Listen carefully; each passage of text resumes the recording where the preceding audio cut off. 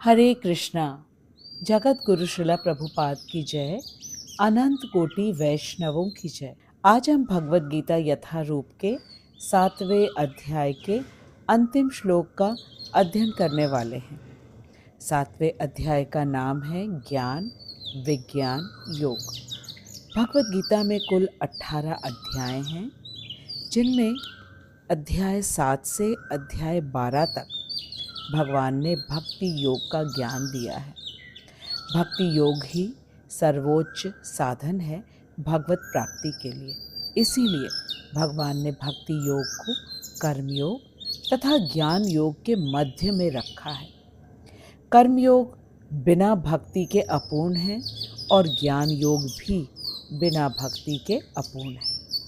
केवल एकमात्र भक्ति ही है जो कि स्वतंत्र रूप से हमें भगवत प्राप्ति कराने में समर्थ है। आइए अब हम मिलकर श्लोक संख्या 30 का वाचन करते हैं।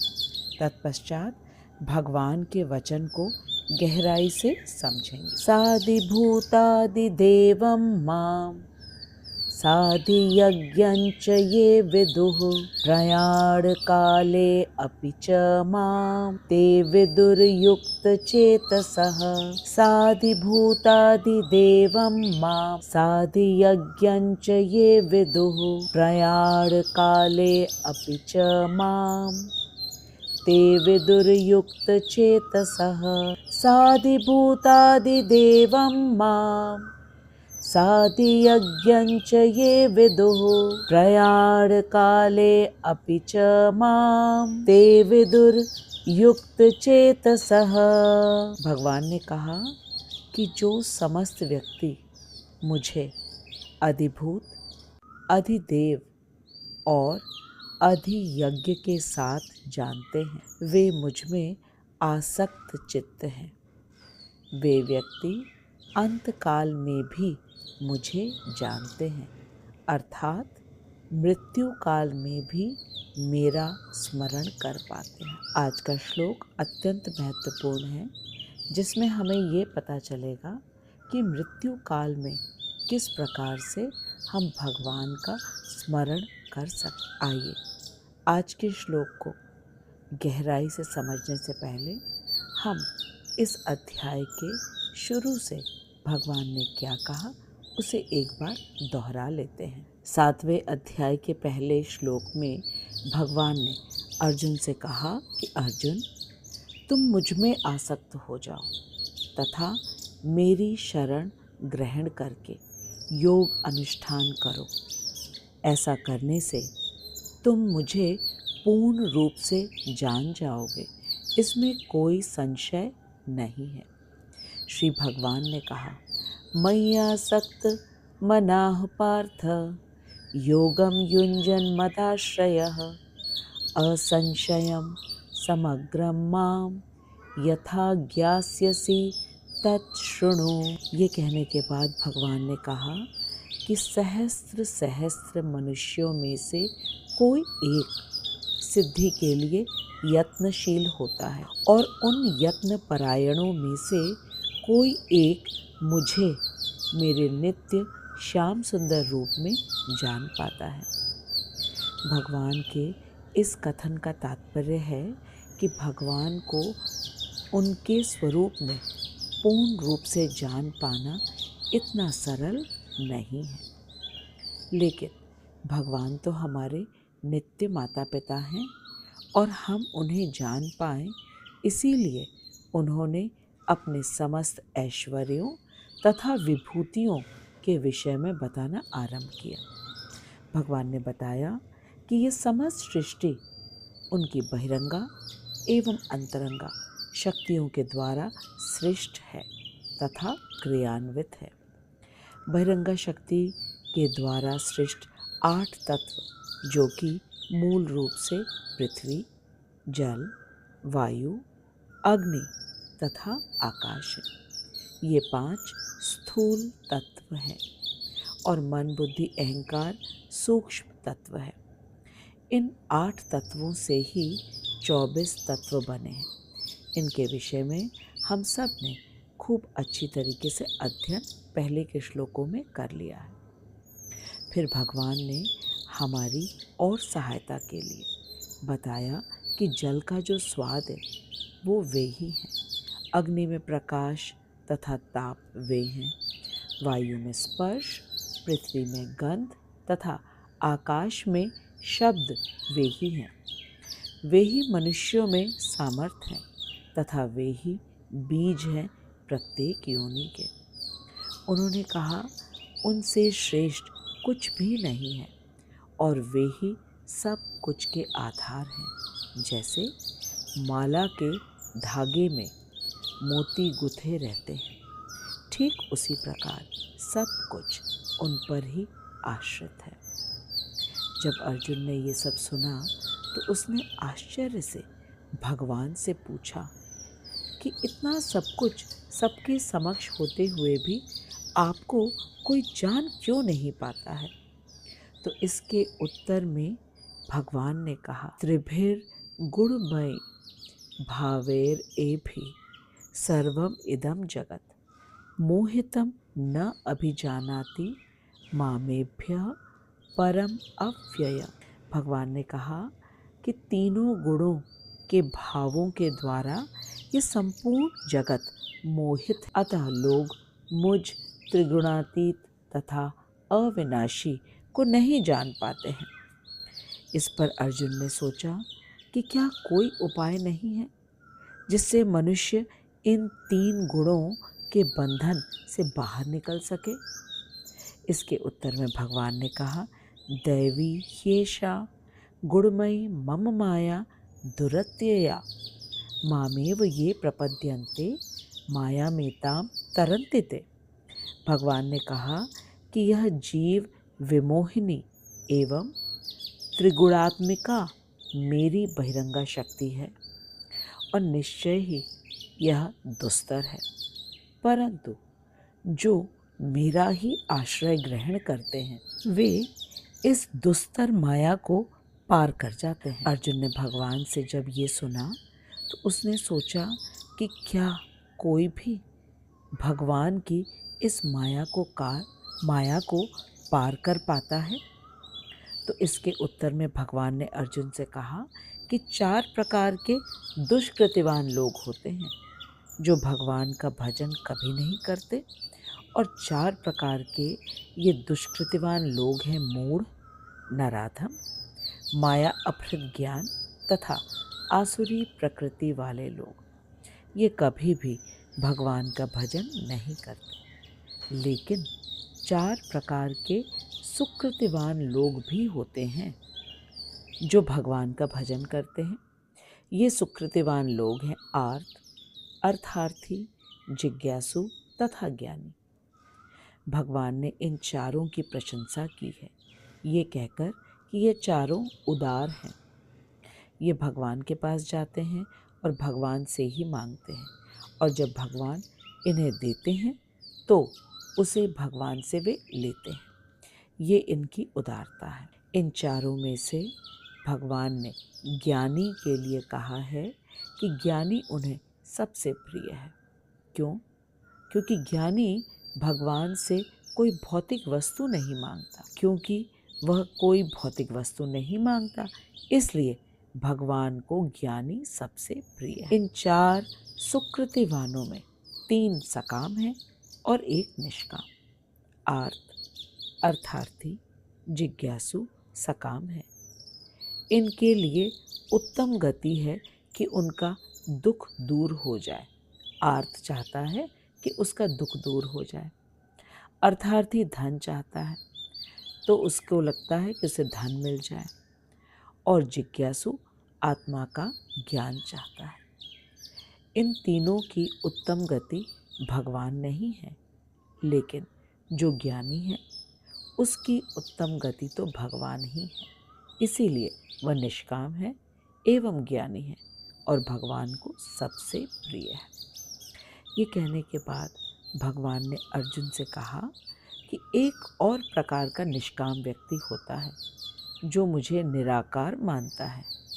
वह ये मानता है कि मैं अव्यक्त से प्रकट होता हूँ और फिर अव्यक्त हो जाता हूँ। ये लोग भी भौतिक भोग में बिल्कुल इच्छुक नहीं होते, लेकिन क्योंकि ये मुझे निराकार मानते हैं तथा मेरे निराकार ब्रह्म ज्योति में लीन होना चाहते हैं, इसीलिए ये मुझे कभी प्राप्त नहीं कर। इनके अलावा एक और प्रकार के लोग हैं जो कि सकाम हैं, भौतिक सुख चाहते हैं, लेकिन वे मेरे पास न आकर देवी देवता के पास चले जाते हैं, ये सोचकर कि या तो मैं उनकी इच्छाओं की पूर्ति करने में असमर्थ हूँ, अथवा वे सोचते हैं कि उनकी इच्छा अवैध है, इस कारण मैं पूरी नहीं करूँगा, या वे ये सोचते हैं कि मैं उनकी इच्छा को विलंब से पूरा करूँगा, इस कारण वे कामनाओं के वशीभूत होकर देवी देवताओं के पास चले जाते हैं।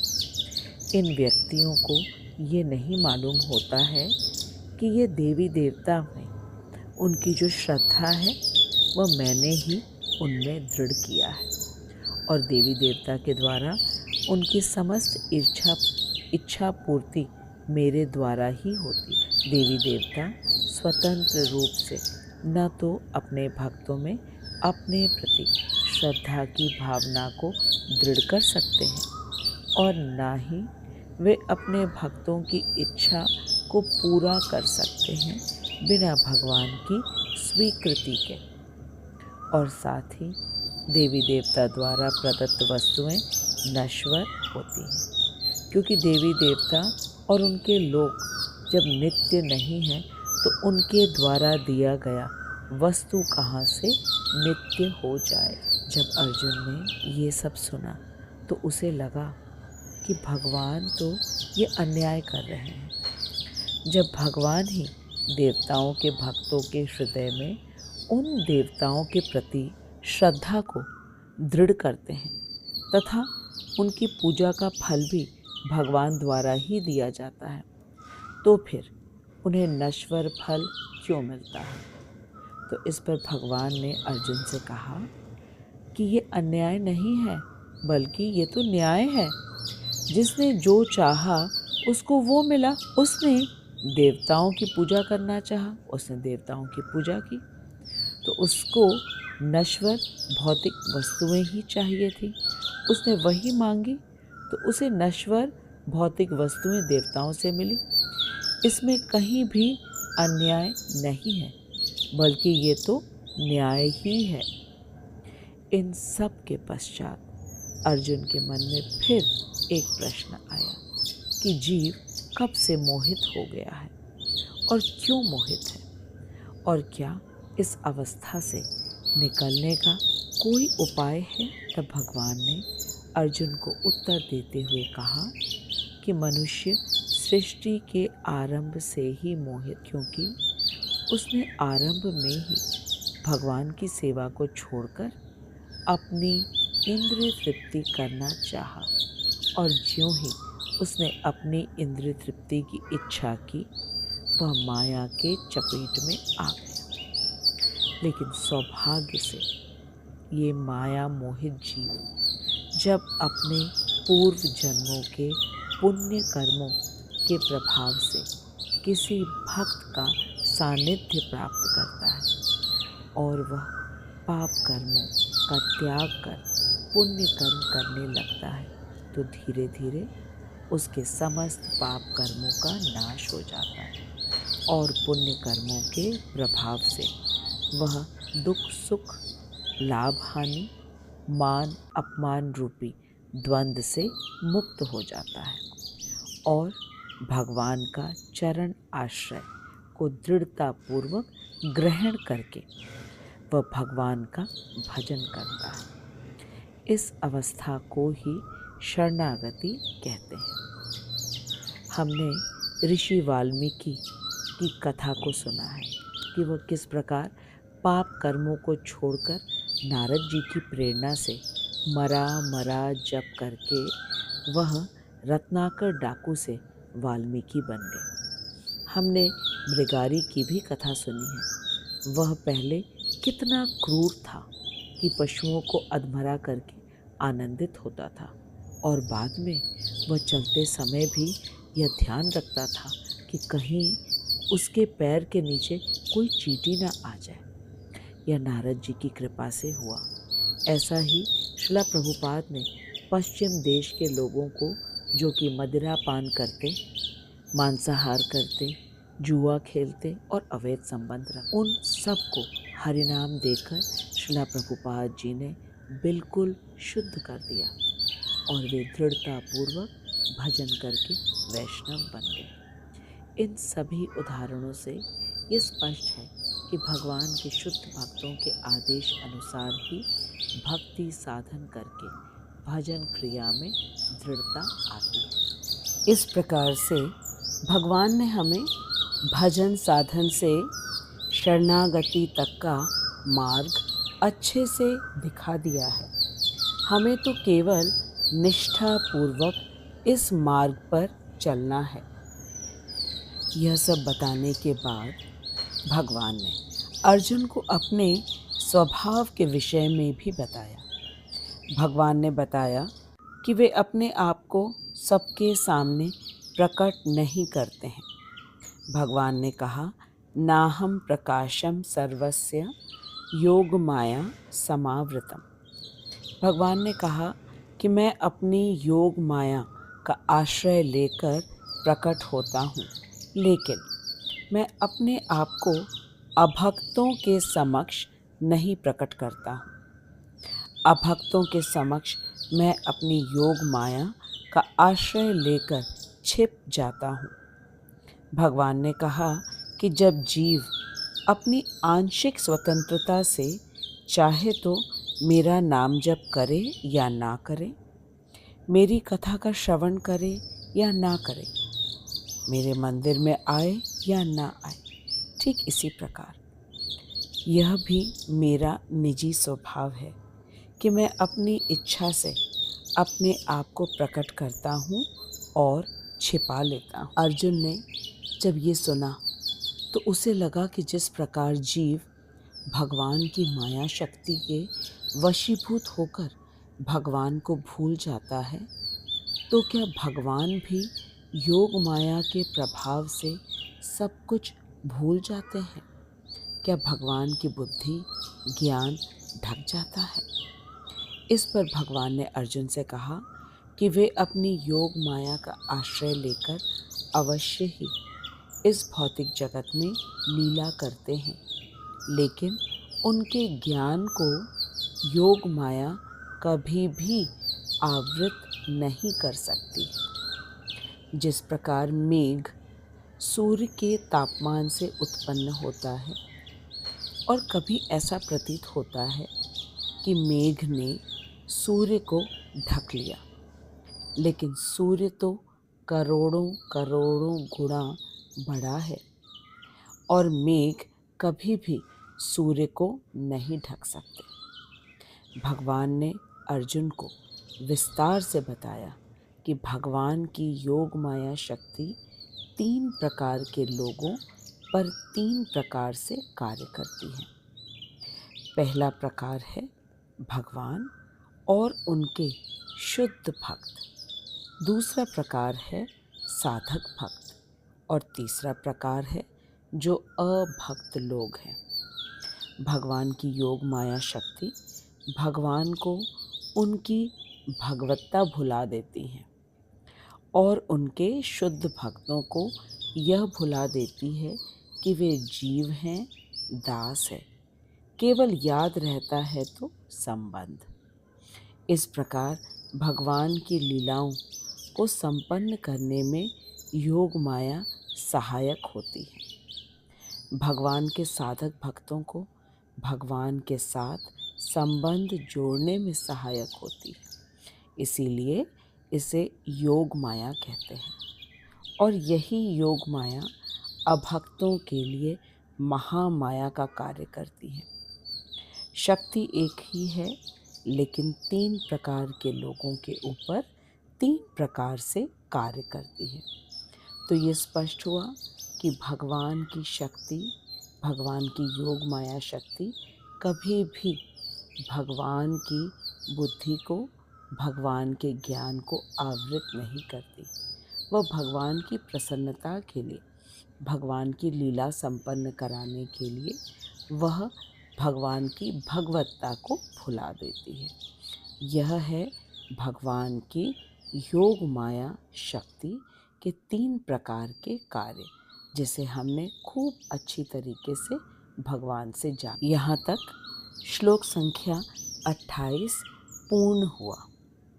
इसके पश्चात भगवान ने श्लोक संख्या 29 में एक और प्रकार का सकाम कर्मी के विषय में बताया है, जो कि मोक्षकामी है। लेकिन यह मोक्षकामी भौतिक मोक्षकामी नहीं है, जो सायुज्य मोक्ष चाहता है तथा भगवान के ब्रह्म ज्योति में लीन होना, वरन यह व्यक्ति तो आध्यात्मिक मुक्ति चाहता है, जो कि सालोक्य, सारूप्य, सामीप्य तथा साष्टी मोक्ष है। इन सब के विषय में हमने विस्तार से पिछले श्लोक में ही खूब अच्छी तरह समझा है। ये व्यक्ति जरा मरण से मुक्त होना चाहता है और इसे ब्रह्म, आध्यात्म तथा समस्त प्रकार के कर्म तथा उनके कर्म फलों का पूर्ण ज्ञान होता है। ब्रह्म अर्थात पूर्ण पुरुषोत्तम भगवान, आध्यात्म अर्थात समस्त मुक्त एवं बद्ध आत्माओं का ज्ञान तथा समस्त कर्म और उनके कर्मफल का पूर्ण ज्ञान होता है, जिसमें सकाम, निष्काम कर्म तथा उनके कर्मफल का ज्ञान होता है। ऐसे व्यक्ति को ही आध्यात्मिक मोक्ष पाने का अधिकार है। अर्जुन ने जब ब्रह्म शब्द सुना तब वह ब्रह्म के विषय में और जानना चाहता था, और यही आज के श्लोक का विषय है, अर्थात श्लोक संख्या 30 का विषय है। यह था पूरे 7वें अध्याय का संक्षेप में सार। और अब हम आज के श्लोक अर्थात श्लोक संख्या 30, जो कि अंतिम श्लोक है, उसको समझना आरंभ करते हैं। साधिभूत अधिदेवं मां साधियज्ञञ्च ये विदुः प्रयाण काले अपि च मां ते विदुर्युक्त चेतसः। आइए हम श्री विश्वनाथ चक्रवर्ती ठाकुर के अन्वय को पढ़कर इस 7वें अध्याय के अंतिम श्लोक को समझने का प्रयास करते हैं। ये च और जो, साधिभूत अधिदेवम अधिभूत और अधिदेव सहित, अधिभूत और अधिदैव सहित, साधियज्ञञ्च और अधियज्ञ के साथ, माम मुझे, विदुः जानते हैं, ते वे, युक्त चेतसः मुझ में आसक्त चित्त वाले, प्रयाण काले अपि मरण काल में भी, माम मुझे, विदुः जानते हैं। साधिभूत अधिदेवं माम साधियज्ञञ्च ये विदुः प्रयाण काले अपि च माम ते विदुः युक्त चेतसा।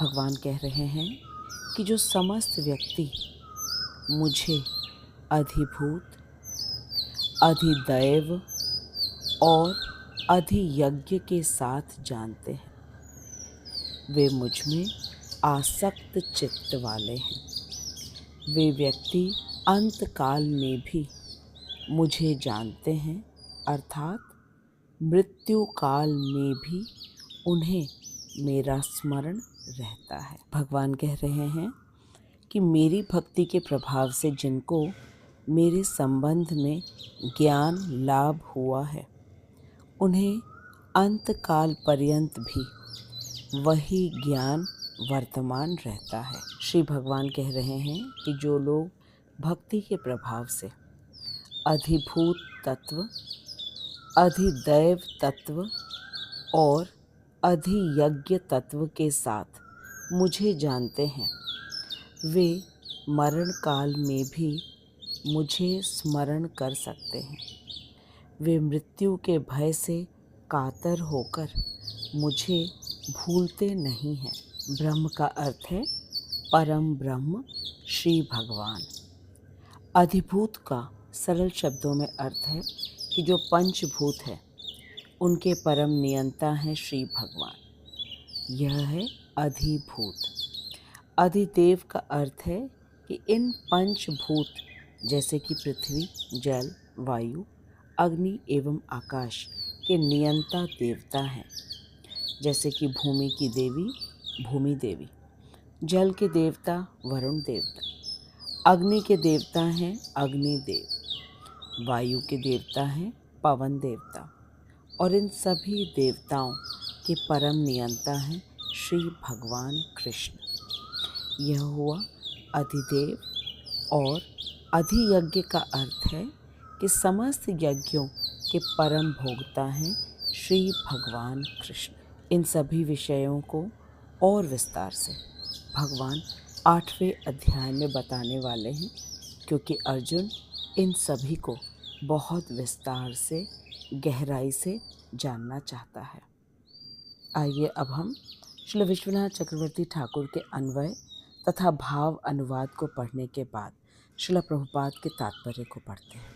श्री विश्वनाथ चक्रवर्ती ठाकुर की जय, श्रील प्रभुपाद की जय, अनंत कोटि वैष्णवों की जय। श्रील प्रभुपाद हमें अपने अनुवाद में कह रहे हैं कि जो परमेश्वर अधिभूत, अधिदैव तथा अधियज्ञ के रूप में मेरे तत्व को जानते हैं, वे स्थिर चित्त से अंतकाल में मुझको जान सकते हैं।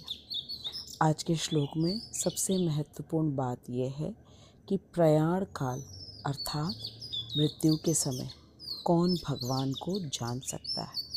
तो उसके उत्तर में भगवान ने कहा कि जो परमेश्वर अधिभूत, अधिदैव तथा अधियज्ञ के रूप में मेरे तत्व को जानते हैं, वे स्थिर चित्त से अंतकाल में भी मुझको जान सकते हैं। श्रील प्रभुपाद अपने तात्पर्य में बता रहे हैं कि कृष्ण भावना भावित कर्म करने वाले पुरुष भगवान के तत्व ज्ञान के पथ से पूर्ण रूप से कभी नहीं भटक सकते। कृष्ण भावनामृत के अलौकिक सत्संग में यह बोध हो जाता है कि भगवान ही अधिभूत एवं अधिदैव हैं। ऐसे दिव्य समागम से शनैः शनैः भगवान में विश्वास बढ़ता जाता है। इसलिए कृष्ण भावना भावित पुरुष अंतकाल में भी श्री कृष्ण को नहीं भूलता। अतएव वह सहज ही भगवत धाम गोलोक वृंदावन में प्रविष्ट हो जाता है। इस 7वें अध्याय के पूर्ण कृष्ण भावना भावित होने की विधि का विशेष रूप से प्रतिपादन है।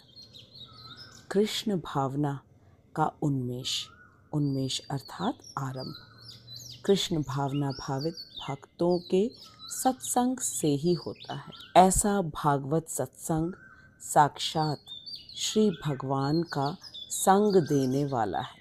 अर्थात भक्तों के साथ जब हम भगवान की कथा, भगवान के कीर्तन का श्रवण करते हैं, तो यह साक्षात श्री भगवान का संग देने वाला है। फिर भगवत कृपा से श्री कृष्ण की परम ईश्वरता का बोध हो जाता है। साथ ही यह भी ज्ञान होता है कि जीव वास्तव में स्वरूप से श्री कृष्ण का नित्य दास है, पर किसी कारणवश श्री कृष्ण को भूल बैठता है और परिणाम में प्राकृत क्रियाओं के बंधन में पड़ जाता है। सत्संग द्वारा कृष्ण भावना का उत्तरोत्तर विकास करने पर जीव समझता है कि श्री कृष्ण को भूल बैठने से ही वह माया के नियमों में बंध गया है। यह बहुत महत्वपूर्ण वाक्य है कि सत्संग द्वारा अर्थात भगवान के शुद्ध भक्तों के साथ ही जब हम भगवान की कथा का श्रवण करते हैं, कीर्तन करते हैं, तब जाकर के वह जीव समझता है कि श्री कृष्ण को भूल बैठने से ही वह माया के चंगुल में बंध गया है।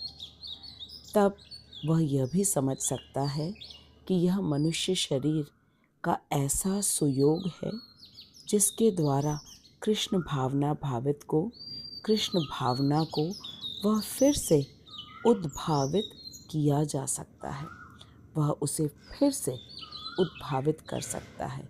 यह मनुष्य शरीर ही ऐसा सुलभ और ऐसा दुर्लभ अवसर है जिसमें वह फिर से अपने भूले हुए कृष्ण भावनामृत को जागृत कर सकता है और अपने प्रत्येक कार्य को कृष्ण की प्रसन्नता के लिए कर सकता है और ऐसा करके वह माया के चंगुल से बाहर निकल सकता है। अतः इस सुदुर्लभ मनुष्य जीवन को किसी प्रकार से भी हमें गंवाना नहीं चाहिए। इसे पूर्ण रूप से भगवत भक्ति के लिए ही इसका प्रयोग होना चाहिए। श्रील प्रभुपाद हमें बता रहे हैं कि 7वें अध्याय में भगवान ने अनेक तत्वों का निरूपण किया है। 7वें अध्याय में हम लोगों ने जिन जिन विषयों को जाना है, जिन जिन भक्तों के विषय में जाना है, एक बार फिर से उनके नाम दोहरा लेते। आर्त भक्त, जिज्ञासु भक्त, अर्थार्थी भक्त, ज्ञानी भक्त, ब्रह्म ज्ञान, परमात्मा ज्ञान, जन्म, मृत्यु, जरा तथा व्याधि से मुक्ति एवं भगवत भक्ति आदि का यहाँ खूब अच्छी तरीके से विस्तार से विवेचन किया गया है। परंतु जो वास्तव में कृष्ण भावना भावित हो गया है, उस पुरुष को अन्य किसी पद्धति को स्वीकारने की आवश्यकता नहीं है। उस पुरुष को अन्य पद्धतियों की अपेक्षा नहीं रहती है, अर्थात उसे किसी और भी पद्धति का पालन करने की आवश्यकता नहीं है। वह केवल भक्ति का ही पालन करता है। वह पूर्ण रूप से साक्षात कृष्ण भावना भावित क्रियाओं के परायण होकर श्री कृष्ण के नित्य दास के रूप में अपने स्वरूप को प्राप्त कर लेता है। वह तो केवल एक चीज़ का ध्यान रखता है। प्रत्येक कार्य को करने से पहले वह अपने मन में सोचता है, क्या श्री कृष्ण मेरे इस कार्य से प्रसन्न होंगे? तो वो उस कार्य को करता है, और यदि श्री कृष्ण इस कार्य से प्रसन्न नहीं होंगे तो वह उस कार्य को कभी भी नहीं करता है। इसी को कहते हैं पूर्ण रूप से भगवत परायण भक्त। इस अवस्था में वह भगवत कथा के श्रवण तथा कीर्तन में ही निरंतर शुद्ध भक्ति का आस्वादन करता है।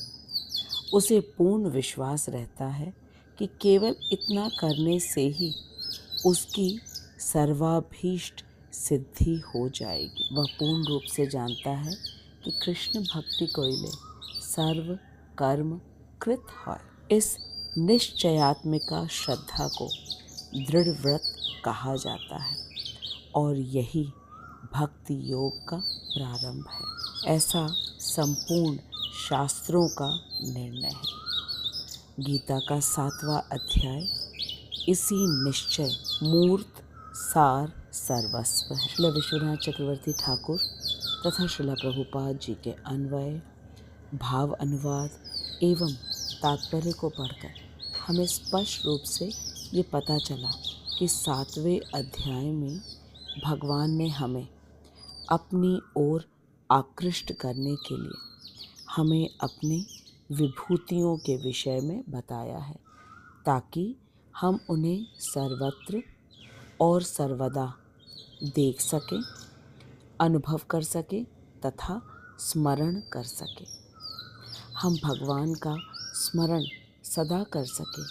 इसीलिए भगवान ने भजन क्रिया के विषय में बताया है, जो कि भगवत भक्तों की संगति में ही हो पाए। भजन अर्थात पूर्ण श्रद्धा से हरे कृष्ण महामंत्र का जप करना तथा श्रीमद् भगवत गीता एवं भागवतम का श्रवण करना शुद्ध भक्तों के श्रीमुख से।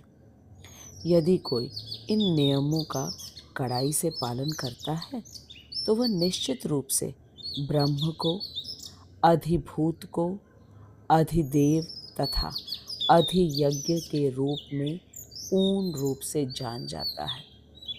अधिभूत का सरल शब्दों में अर्थ है कि जो पंचभूत हैं उनके परम नियंता हैं श्री भगवान। यह है अधिभूत। अधिदेव का अर्थ है कि इन पंचभूत जैसे कि पृथ्वी, जल, वायु, अग्नि एवं आकाश के नियंता देवता हैं, जैसे कि भूमि की देवी हैं भूमि देवी, जल के देवता हैं वरुण, अग्नि के देवता हैं अग्निदेव, वायु के देवता हैं पवन देवता, और इन सभी देवताओं के परम नियंता हैं श्री भगवान कृष्ण। यह हुआ अधिदेव। और अधियज्ञ का अर्थ है कि समस्त यज्ञों के परम भोक्ता हैं श्री कृष्ण। इन सभी विषयों को और विस्तार से भगवान 8वें अध्याय में बताने वाले हैं। मैं श्रीला प्रभुपाद, श्रीला विश्वनाथ चक्रवर्ती ठाकुर एवं अपने शिक्षा गुरु हिज ग्रेस हरिमोहन दास प्रभु जी को दंडवत प्रणाम करती हूँ, जिनकी अहेतु की कृपा से हमने 7वां अध्याय पूर्ण किया है। मैं आपको हृदय से बधाई एवं धन्यवाद देती हूँ कि आप नित्य निरंतर भगवान के वचनों को सुन रहे हैं। हमने मिलकर 7वां अध्याय पूर्ण किया और अब हम 8वां अध्याय आरंभ करने वाले हैं, जिसमें भगवान हमें ब्रह्म, आध्यात्म, संपूर्ण कर्म एवं कर्मफल, अधिभूत, अधिदैव तथा अधियज्ञ इन सब के विषय में और विस्तार से समझाने वाले हैं। हमें तो बस पूर्ण निष्ठा एवं शरणागति से भगवान की हर बात को सुनना है और स्वीकार करना है, जिस प्रकार हमारे आचार्य हमें समझा रहे हैं। अब हम अगले सप्ताह मिलेंगे। तब तक आप खूब मन लगा के, खूब हृदय से हरे कृष्ण महामंत्र का जप करें और अगले सप्ताह हम सब खूब उत्साह से 8वें अध्याय का स्वागत। मैं श्रीला प्रभुपाद और अपने शिक्षा गुरु को दंडवत प्रणाम करती हूँ, जिनकी अहेतु की कृपा से हमने भगवत गीता के 7वें अध्याय को पूर्ण किया है। जगत गुरु श्रीला प्रभुपाद की जय, अनंत कोटि वैष्णवों की जय। आप कमेंट बॉक्स में अवश्य ही लिखिएगा कि आपको 7वां अध्याय पूर्ण करके क्या अनुभूतियाँ हुई हैं, आपने क्या क्या सीखा और आप किस चीज़ का निरंतर स्मरण करेंगे। इस वीडियो को खूब अच्छी तरह देखिए, अन्यों के साथ शेयर कीजिए। जगत गुरु श्रीला प्रभुपाद की जय, अनंत कोटि वैष्णवों की जय। हरे कृष्णा।